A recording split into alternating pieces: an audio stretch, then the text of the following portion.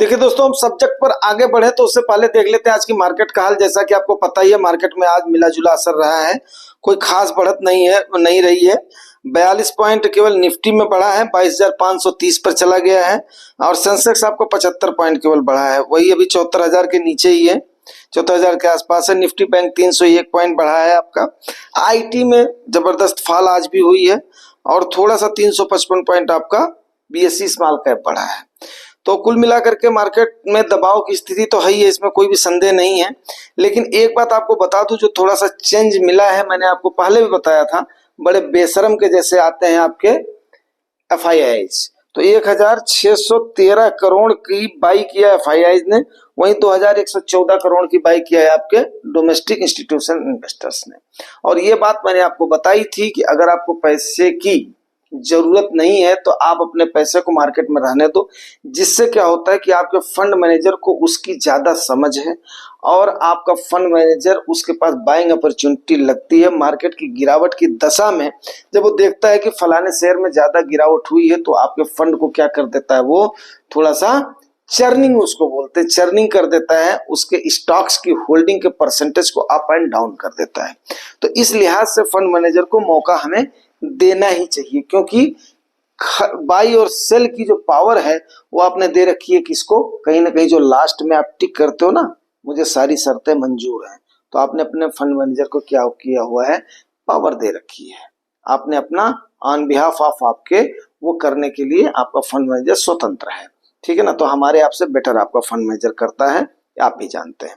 अभी इस पर हो गई चर्चा खत्म। अब उसके बाद में देखते हैं, कल है शनिवार, परसों है संडे, 1 तारीख से फिर मंडे से देखेंगे 3 तारीख से। 3 और 4 को हमारा जो भी एक्शन है वो हमने आपसे डिस्कस कर लिया है, ठीक है ना। शनिवार संडे को फिर हम जैसी जैसे सिचुएशन होगी वैसा आपको बताते जाएंगे, ठीक है ना। अब आगे हम देखते हैं कि जो आज का सब्जेक्ट है, क्या इंडिया डिडाइजेशन की तरफ बढ़ रहा है। आखिर में आप देखिए कि चाइना ने वही स्टेप लिया था जो कि रसिया ने लिया था। क्यों? क्योंकि जो है आज के टाइम पर सबसे ज्यादा फॉरेक्स रिजर्व जिसको बोलते हैं, वो डॉलर जिसके पास ज्यादा होता है वही माना जाता है। लेकिन डॉलर की मोनोपोली कौन रखता है? अमेरिका रखता है। अमेरिका उसकी वजह से कई सारी मनमानियां कर देती है, जो कर देता है। अभी उस पर हम अगर डिस्कस करेंगे तो काफी बड़ा वीडियो हो जाएगा, जिससे आप लोग बोर होने लगते हैं। तो आपको लेकर के चलूंगा, जो कि अपना पुराने लोग हैं वो जानते होंगे। तो उस समय तो हमें इतनी समझ नहीं थी, मैं 76-15 साल का उसमें लड़का था, लेकिन हाँ सुना जरूर था कि उस समय हमारे यूपी के बलिया के रहने वाले चंद्रशेखर सिंह जी, वो थे अपने यहाँ के प्राइम मिनिस्टर थे। और हमारे वकील साहब का उनसे थोड़ा सा वो भी था, संपर्क भी था। तो लेकिन बाद में हुआ है। तो उस समय ये हुआ था कि हमारे यहाँ से सोना रखा गया। तो एग्जैक्ट आपके पास मैं वो भी रखूंगा, डाटाज मैंने कुछ कलेक्ट करी हैं, तो वो डाटाज आपको रखूंगा। ये 1991 की बात है, जब इंडिया का वो बड़ा ही, और उस समय मनमोहन सिंह जी हमारे वित्त मंत्री थे उस समय, ठीक है ना। तो फाइनेंस मिनिस्टर मनमोहन सिंह जी थे। लेकिन सुधारों का जनक, आर्थिक सुधारों का जनक जो माना जाता है इंडिया का, वो मनमोहन सिंह जी को ही माना जाता है। तो सरकार कोई भी हो, इंसान कोई भी हो, वो आदरणीय हमारे 10 साल के प्रधानमंत्री भी रह चुके हैं, बाद में रिजर्व बैंक के गवर्नर भी रह चुके हैं वो। तो हालांकि वो अभी उनकी पर्सनालिटी पर यहाँ पर चर्चा नहीं हो रही, यहाँ पर बात हो रही है सोने की, लेकिन फिर भी उनको आर्थिक सुधारों का जनक माना जाता है। और जो स्टेप आज इस वाली सरकार ने लिया है, उससे भी डबल एक्शन उन्होंने 2009 में लिया था। मैं आंकड़ों के मुताबिक आपको बताता हूँ पहले, उसके बाद में फिर आपको समझाता हूँ। 1991 में इन्होंने 47 टन सोना गिरवी रखा था, 46.91 समथिंग करके, और $2.2 अरब का जापान से और इंग्लैंड से हमारे देश ने कर्ज लिया था। इसलिए कर्ज लिया था क्योंकि हमारे पास इंपोर्ट करने के लिए भी डॉलर हमारे पास फॉरेक्स रिजर्व में नहीं था। मतलब एक तरफ से हम लोग समझ सकते हो कि कंगाली की स्थिति में उस समय थे, ठीक है। तो उस समय 2.2 अरब डॉलर का कर्ज लिया गया था, ठीक है ना, जब हम बच्चे होते थे, ठीक है। अभी आरबीआई ने ब्रिटेन से 100 टन सोना क्या किया है, लिया है। अब सवाल ये उठता है कि आखिर में वो सोना क्यों लिया गया, वो सोना क्यों लिया गया। तो मैं आपको एक बात बता दूं कि आज के टाइम पर आपका जो मार्च की क्वार्टर की रिपोर्ट है उसके मुताबिक 822.1 टन सोना आपके पास आज के टाइम पर आपके भंडारण में है। भंडारण में मतलब जो है सरकार, इससे क्या होती है कि सरकार की एक स्थिति मजबूत होती है। सोना या डॉलर जो हमारे पास रहता है उससे क्या होता है कि हमें एक तो कर्ज लेने में आसानी रहती है, दूसरा इंपोर्ट करने में हमें आसानी रहती है, तीसरा क्या है कि जो बैंक ऑफ इंग्लैंड है ना, वो हमारा सोना एक्चुअली क्या है कि छुड़वा करके ये क्या करते थे, वहां पे रख देते थे। रखने के बाद में उससे क्या करते थे ये कि वो काफी सारा चार्ज हमसे, उसकी भाई सीधी सी बात है, सिक्योरिटी के चार्ज, मेंटेनेंस तो नहीं कह सकते हैं, बट सिक्योरिटी का चार्ज, रख रखाव का चार्ज, वो चार्ज करता बैंक ऑफ इंग्लैंड, वो बड़ी मोटी रकम चार्ज करता है। तो उसको अवॉइड करने के लिए भारत सरकार ने क्या किया, अपना 100 टन का सोना अपने देश में उसको मंगवाया है, जिसके लिए इन्होंने $40 करोड़ खर्च किया है। लेकिन ये कोई केवल पहली बात नहीं है, मैं आपको एक बात बता दूं, केवल कोई पहली बात नहीं है। 2009 में जब मनमोहन सिंह की सरकार थी ना, जब ये दूसरे टर्म में आई थी, तो इन्होंने क्या किया था, 200 टन सोना $6.7 अरब में इन्होंने अपने यहाँ पर ये डॉलर के भंडारण को बढ़ाया था। ठीक है ना। तो अब अगर ये बोला जाए कि नहीं, इनका ही सारा सही है, तो मेरे ख्याल से ये सही नहीं है। ठीक है ना। किसी एक सरकार को इसका तवज्जो देना, मैंने आपको पहले भी बोला था कि सरकार के आने या जाने से कोई फर्क नहीं पड़ता है। सिर्फ और सिर्फ क्या होनी चाहिए, सरकार जो है क्लियर कट मेजॉरिटी की सरकार होनी चाहिए। और अगर क्लियर कट मेजॉरिटी की सरकार है तो मार्केट का इस पर कोई भी फर्क नहीं पड़ता। विकास क्या होती है, मार्केट किस पे चलती है, सेंटीमेंट पे चलती है। तो आप देखिए कि जो आज $100 का अभी आज पूरे दिन हर जगह पे चल रहा है कि $100 टन सोने का, अगर ये चल रहा है कि 100 टन सोना सरकार ने मंगवाया है, तो ये 200 टन सोना यूपीए की गवर्नमेंट ने 2009 में $6.7 अरब को खर्च करके उन्होंने मंगवाया था।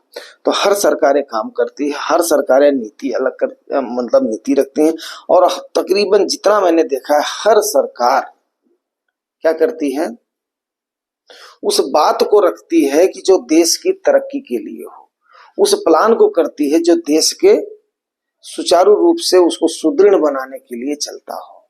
ठीक है ना। आगे अगर मैं आपको बताना चाहूं कि बात पर मैं कैसे हूं, तो एक बार एक ग्लोबल वार्मिंग का शिखर सम्मेलन चल रहा था। उस शिखर सम्मेलन में मैं आपको एक बात बताऊं, आज के टाइम पर जो बातें उठी हैं 10 सालों से, वो तो आप लोग जानते ही हो, क्योंकि आज के टाइम पर प्रचार मीडिया काफी हो गया है। तो उस समय मैगजीन वगैरह में होती थी, और जयराम रमेश जी उस समय होते थे आपके ऊर्जा मंत्री होते थे, आई थिंक ऊर्जा मंत्री बोलते हैं, उन्हीं के कार्य क्षेत्र में आता है। तो उन्होंने वहां पर जो बात रखी थी, वो बात मुझे आज भी याद है, जबकि जयराम रमेश जी का देखो कितना टाइम हो गया है, कब थे कब नहीं थे। और वो मेरे ख्याल से कहीं सी वगैरह में हो रहा था, कौन सी कंट्री में हो रहा था एग्जैक्ट मुझे याद नहीं आ रहा, लेकिन जो उन्होंने उस समय मांग रखी तो मैं आपको बता रहा हूँ। काफी प्रखर प्रवक्ता है जयराम रमेश जी को, आप जानते ही हैं। तो उन्होंने बात रखी थी कि भाई देखो, दोहन किसने किया, संसाधनों का दोहन विकसित देशों ने किया, विकासशील देशों ने तो उस लिहाज से तो किया नहीं है। तो अब ये दायित्व तो किसका है, ये दायित्व तो है विकासशील देशों का कि वो हमें पहले संरक्षण दें, वो हमें उसमें से शेयर दें। अब आप बोल रहे हो कि हम कम से कम उत्सर्जन करें, कम से कम उत्सर्जन करें कि जिसकी वजह से ग्लोबल वार्मिंग ना बढ़े, तो कम से कम उसके जिम्मेदार तो आप हो सबसे ज्यादा। तो आप पहले, उसके बाद में हमें उसका वो तो मुआवजा, तो कंपनसेशन दो हमें। तो इस प्रकार की बात जो है ना, सरकार कोई भी हो, ठीक है ना। मैंने आप लोगों को एक बार बताया था, 90 के दशक से हमारे नाना जी, हमारे बाबा जी, हमारे ये रोडों पर लड़ लड़ करके, मैं आपको बताया नहीं, हमारे यहाँ पर जबरदस्त पॉलिटिक्स चलती है। तो ये रोडों पर बहस कर कर करके कि राम मंदिर, अयोध्या मंदिर, ये मंदिर, वो मंदिर, आडवाणी जी का रथ जा रहा है, अशोक सिंघल जी का ये जा रहा है, फलान है, ढमकान है। उस समय मतलब जो है हमारी स्कूलिंग इतनी डिस्टर्ब हुई थी कि पूछिए मत, राम मंदिर के उसमें 90 के उसमें जो है अपना दशक में। तो उन चीजों को हमने देखा है, इसलिए मैं आप लोगों को बोलता हूँ कि कभी भी पॉलिटिक्स में कम से कम अपने आप को अवॉइड करो। तो अब आज उनका कहीं ना नाम है ना चर्चा है, लेकिन उन्होंने बस जय श्री राम जय श्री राम जय श्री राम कर करके, मतलब मैं अपोज नहीं कर रहा हूँ, हमारे पूर्वज थे, उन्होंने जो किया, उनकी जो समझ थी उन्होंने किया, उन्होंने हमें संस्कार दिए, विरासत में दिए, हम उनके खून है, हमारे नेल से लेकर के हेयर तक, मतलब जितने हमारे बॉडी पार्ट है उन्हीं के ही हैं, हमारे डीएनए वगैरह उन्हीं के हैं, तो हम उस चीज को अपना डिनाई नहीं कर सकते हैं। तो मेरे कहने का मतलब यह है कि सरकारें सारी की सारी काम करती हैं, ठीक है ना, इसलिए मैं अभी उसमें इन्वेस्टमेंट के लिहाज से रह जाता हूँ, क्योंकि मेरा educational, financial and motivation channel है, तो इन्वेस्टमेंट के लिहाज से हमने इस मैटर पे सोचना ही नहीं है, ठीक है ना।